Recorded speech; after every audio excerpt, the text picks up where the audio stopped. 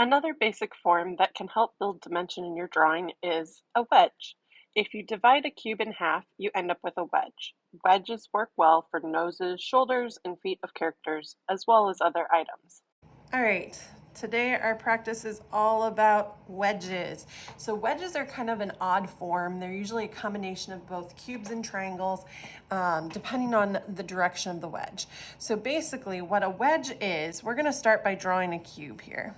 So I want you to start, we're gonna draw like a diamond shaped square here, or square at an angle, okay? Then we're going to draw another square a little bit back like we practiced. And then we're going to connect our corners, okay? So this side would be blocking our view of that part. This front square blocks our view of this. This top square blocks our view of this. So we're erasing the lines that are blocked by our view. Now here's where the change comes. So for a wedge, it's like we are cutting this in half now. So right now I want you to draw a line down the middle.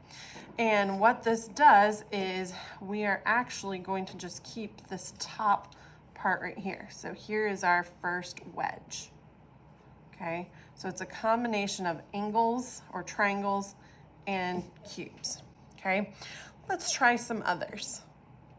So we're gonna start with a rectangle that's at an angle here, or quadrilateral here. And then we're just gonna take, and down below, we're just gonna draw a line. All right, a single line here. Then we're going to connect from the top left corner to the bottom line.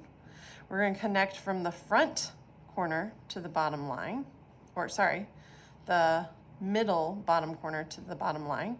And then we're gonna connect from this one to the same point that we just connected to. So now we've got another wedge. All right, let's try making one where we start with a triangle first. So you can also make these starting with a triangle. So if I start with a triangle shape here, I repeat my triangle shape a little bit smaller and a little bit further away. I can connect my top points, connect my left edge points, connect my right edge points, and then ask myself what part would be blocked by the side. So this front side would block this part. This whole side would block the inside, so we wouldn't see it, so I'd take and erase it. Okay, so now we have more of a triangular prism or a triangular wedge. Let's try some others. What if we flip our triangle upside down? So we're flipping our triangle, and again, draw a smaller triangle to the back, connect your corners, and then this whole side gets blocked by this part of our wedge. Let's try another one.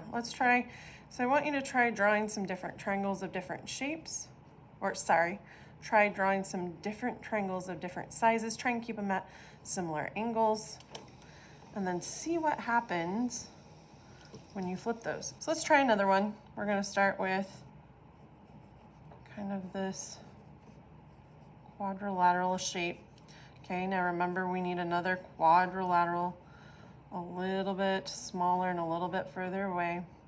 We're gonna connect, connect, connect. Okay, so now we have our quadrilateral. But remember, we don't want a rectangular prism.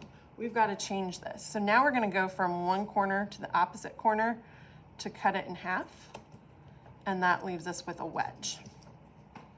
All right, we're gonna try one now that has a curve to it. So we're gonna start with our, again, quadrilateral shape here. And then we're gonna end it with a line, but this time I want you to curve the sides and see what that looks like.